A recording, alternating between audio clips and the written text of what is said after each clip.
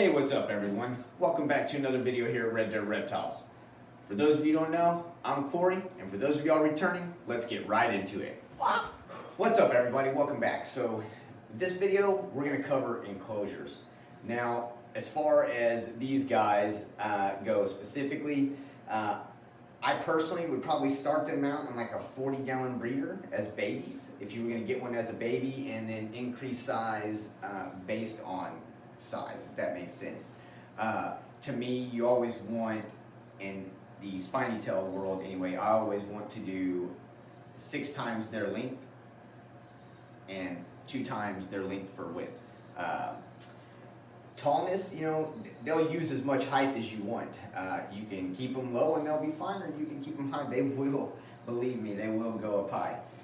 This guy right here, being as old as he is, he's somewhere around 6 or 7 years old right at the moment.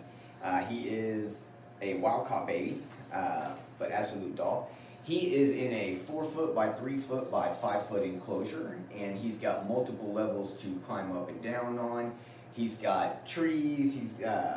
He's got water. Now, let me stop and pause for a second. Let's touch on the water, okay? Water for me creates great humidity. Okay, actually, I'm gonna roll the train back up here and just back up just a second. Let's just touch on enclosures in general. Me personally, I live in Oklahoma, so there's only about 2.5 months I can really keep my animals outside that need high heat and high humidity.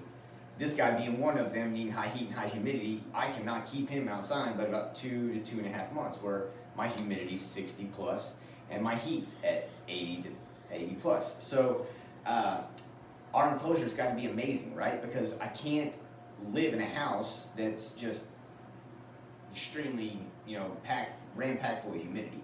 The only thing I can do is convert a room to hold a bunch of humidity, and that takes a lot of money. Or I can build an enclosure with the idea that I'm going to have to sustain heat and humidity, and so that's what I've done.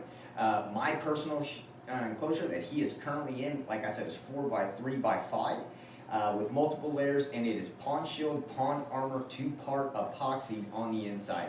Essentially what I did was turn this giant box into a fish aquarium. If I was to lay it on its back and fill it up with water, it would never leak ever, ever, ever. You do that to make it 100% waterproof. Water beads up on the walls, heat stimulates the water, turns it into steam, boom, you've got humidity in the air. You can also achieve this by adding a larger body of water. If you need to ramp up your humidity, you can go and do it by adding a larger body of water.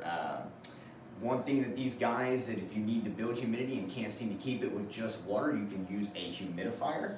I do happen to use both. I use an extremely decent sized body of water and a humidifier to achieve the consistent humidity that I need to keep my guy at.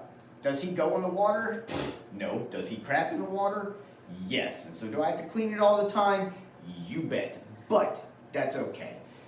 He's not getting down into it and splashing all over the place, so that doesn't make me feel too bad. He just poops off the limb into the water, and so I get to change the poop out of the water. It is what it is. You know, what are you gonna do, reptile lovers? We don't care, right? And most of us know what the smell of a reptile is like, so you know when it's time to change. These guys love to climb. If you can't tell, he's up as high as he can. If I step forward a little bit more, you'll step into what I've got going on up here. My bathroom, for all of you who know who I am already and are following me, know that my bathroom looks like an Amazon rainforest. And then for those of you who don't, welcome to Amazon Rainforest Master Bathroom. So these guys will get up as high as they possibly can. The higher they are, the safer they feel, especially when it comes to human interaction. Again, if I would step forward, this guy would jump onto this and go up a way where I could not get to him, or where he feasibly thinks I could not get to him anyway, which is usually up there at the basking spot, about 8 foot up.